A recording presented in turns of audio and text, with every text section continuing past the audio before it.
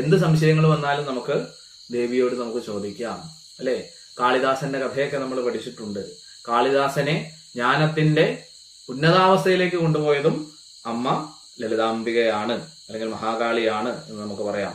എല്ലാ സംശയങ്ങളെയും ഛേദിച്ച് ഭക്തനെ സ്വസ്വരൂപത്തിൽ ആത്മജ്ഞാനത്തിൽ എത്തിക്കുന്നവളാണ് അമ്മ.